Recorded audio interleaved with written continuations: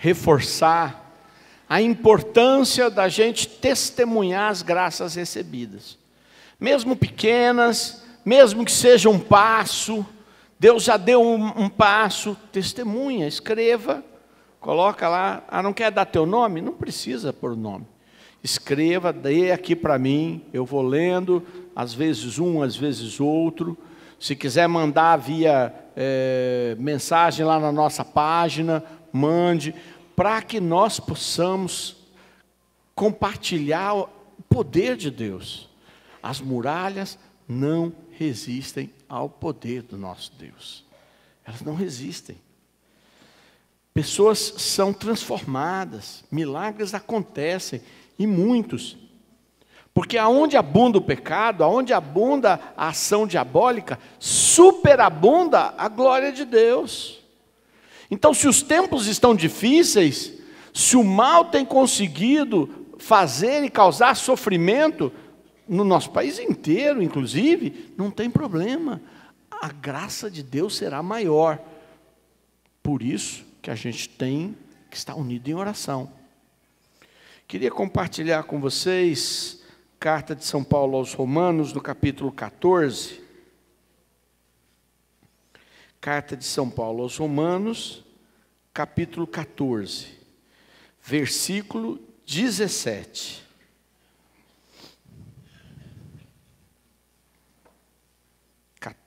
Versículo 17, carta de São Paulo aos Romanos.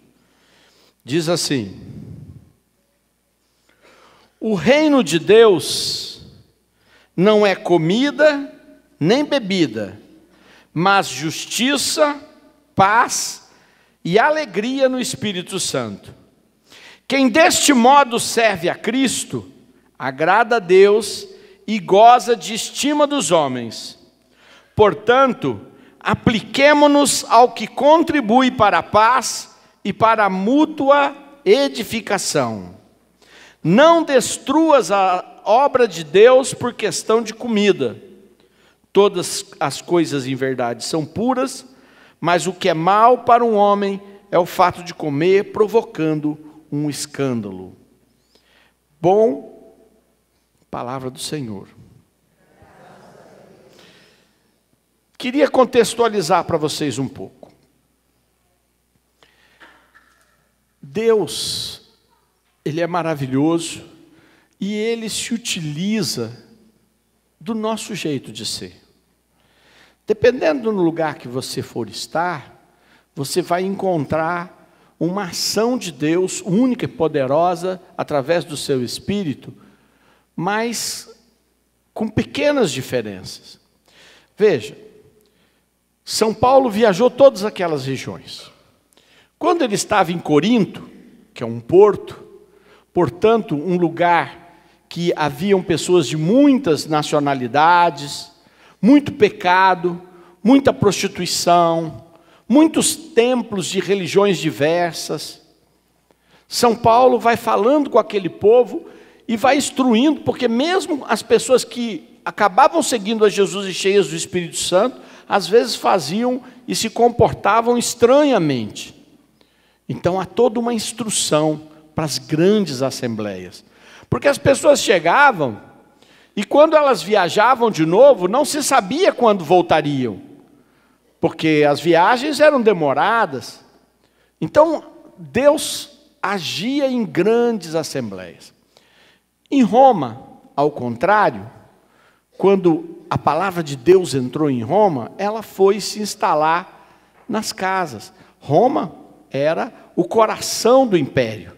Portanto, aonde havia uma maior quantidade de influência, de riqueza, de conhecimento, de estudo, estava tudo em Roma.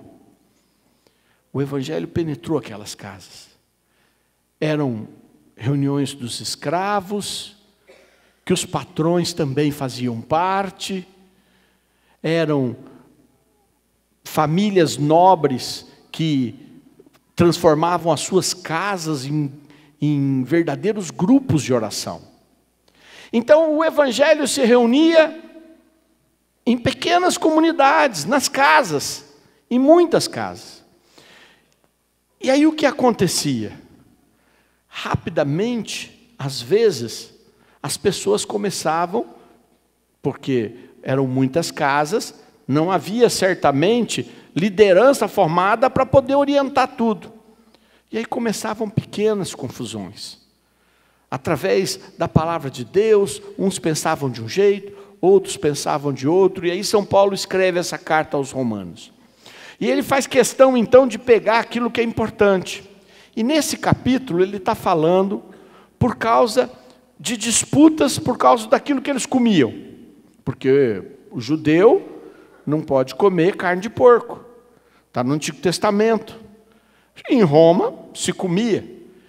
E aí então, chegava às vezes um pregador naquele grupo daquela casa e falava: vocês estão todos em pecado, porque vocês comem desse jeito, ou porque teus hábitos são esses. E aí São Paulo vai dizer assim: olha, ninguém vai ser condenado por causa dos seus hábitos, com comida, com bebida, com seu jeito de viver. Mas toma cuidado para você não escandalizar os outros também, para que os teus hábitos, que você tem muita liberdade, não acabem se tornando uma forma do seu irmão se perder. Então, por caridade, cuide de poder agir de acordo com aqueles que você está ganhando para Jesus. Ele está dando um ensinamento de convívio. De convívio. O que está na moda hoje em dia? Está na moda hoje em dia ninguém tem nada com a minha vida. O que está na moda hoje em dia? Eu faço de tal jeito, os outros que não gostam do meu jeito de ser, que se virem. Não é assim que as pessoas fazem? E a palavra de Deus vai dizer assim: olha, que bom que você é livre, que bom que você sabe que esse teu jeito de ser, a tua consciência não te condena. E ele vai falar sobre isso mais na frente. E se tua consciência não te condena, fique em paz. Mas não custa nada, às vezes, não escandalizar o irmão, às vezes não pôr um peso. Já que o irmão acha isso, deixa para lá. Não vale a pena brigar por essas coisas. E aí eu quero falar para você. Me ajuda, fala assim para o teu irmão do lado. Por quantas coisas bobas você tem discutido nos últimos dias?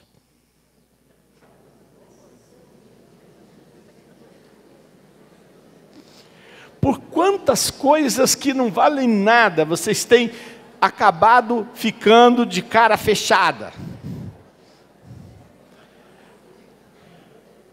Por quantas coisas que vocês têm discordado e que no fundo não ia fazer diferença nenhuma e que têm brigado? Tem acontecido na vida de vocês alguma coisa assim? Pois é. Eu fico olhando às vezes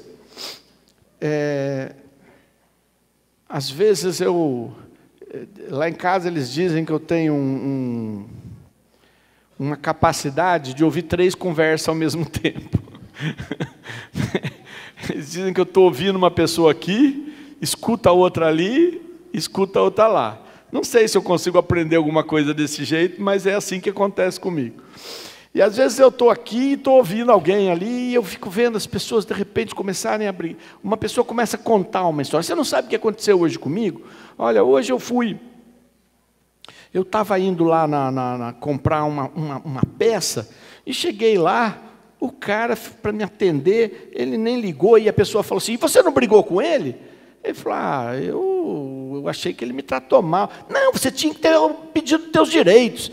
E aí ele falou: não, mas eu pedi. Não, você não pediu, eu pedi. Não, se você tivesse pedido, você não estava me contando. E eu fiquei olhando, falei: meu Deus, eles brigaram. Brigaram por uma coisa que ele estava contando, que ela estava contando. Não era uma coisa que fazia diferença. Quantas coisas você anda brigando que não faz diferença? Pergunta por de trás: você anda brigando por coisa que não faz diferença?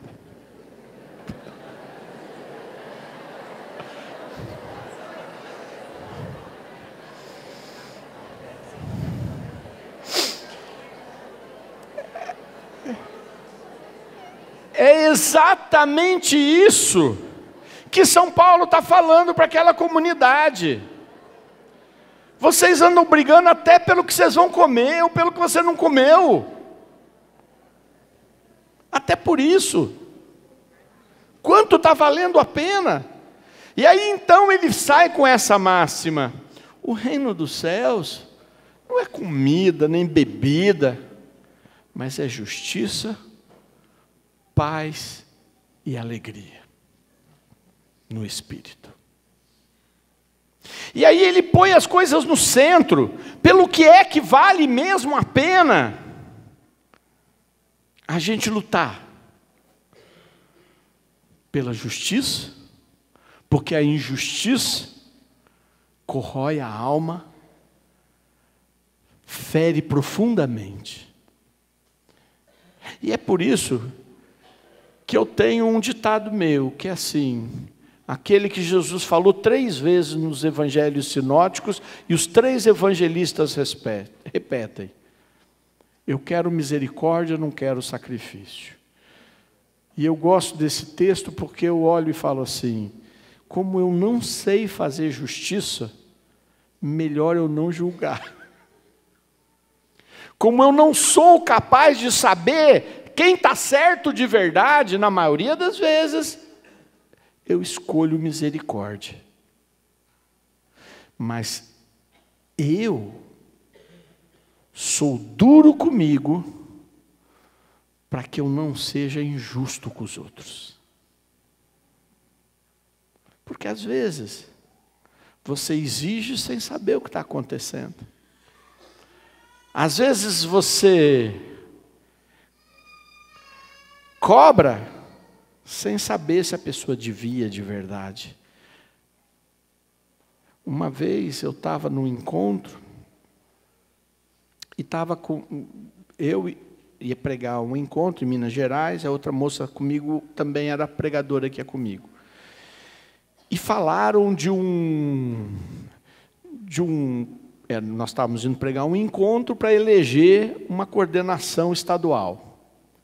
E algumas pessoas estavam fazendo uma grande armação para se elegerem. Não para que houvessem uma escuta de Deus. Estavam fazendo algumas ações que não eram muito certas. Eu fiquei triste com aquilo, e a outra pessoa que estava comigo também. E aí eu falei assim: isso está errado, a gente vai ter que tomar providências na pregação aqui, para que Deus haja, acalme os corações, e ninguém possa se usar dos acontecimentos que tinham acontecido, algumas coisas graves na comunidade, para se valorizarem disso. E a pessoa disse para mim: é verdade. Eu falei: porque essa pessoa, ela foi muito má. E aí a pessoa do meu lado disse: não, Sidney, ela pode ter agido de forma má, mas se ela foi, só Deus sabe.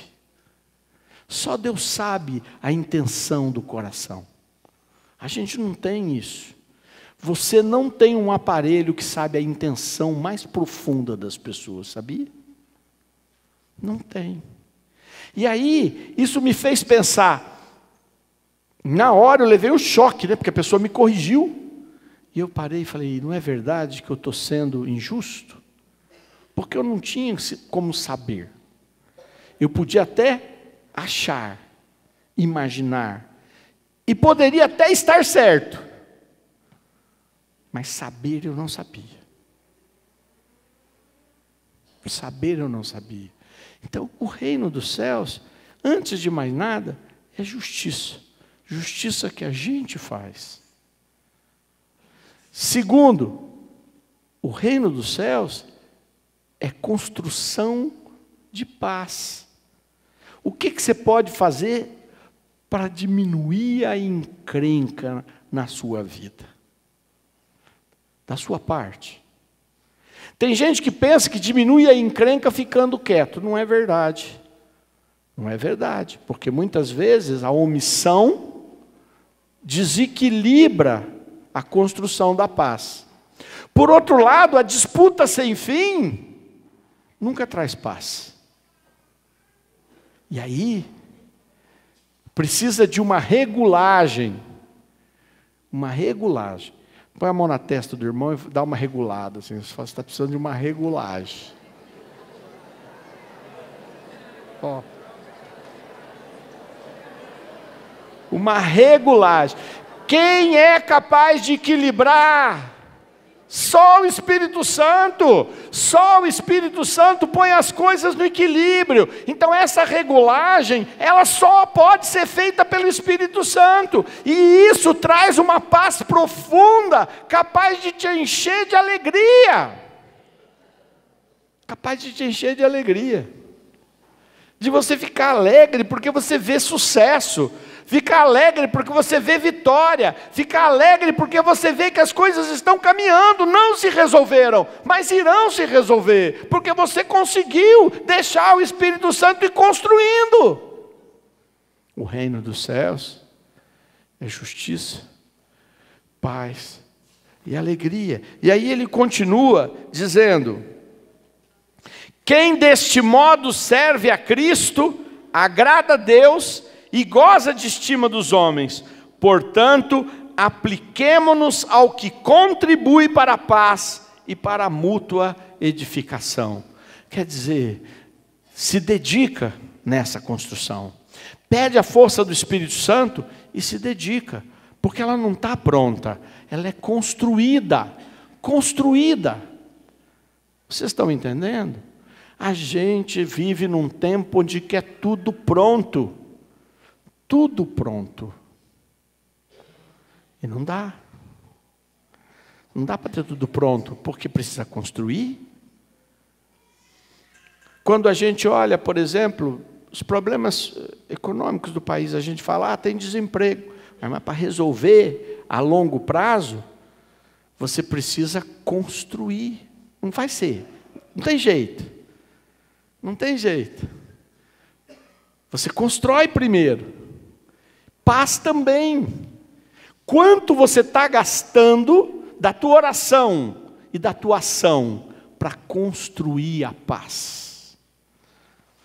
Eu fiz você falar com a pessoa do lado, eu fiz você falar com a pessoa de trás, eu fiz você fazer um sinal da cruz para cair as escamas dos olhos e ver que quando nós estamos com Deus, Ele põe um exército do nosso lado. Eu fiz você sintonizar o Espírito Santo para equilibrar a pessoa, não fiz? Pois então agora você vai pegar a pessoa da frente, vai dar uns 2 socos nela assim e fala: construa a paz. Construa! Construa! Isso agrada a Deus. E vai encher sua vida de alegria no Espírito. Tua vida está triste, a depressão está atacando? Bom, então começa a construir a paz, que você vai ver a alegria no Espírito vir. Isso é o reino dos céus.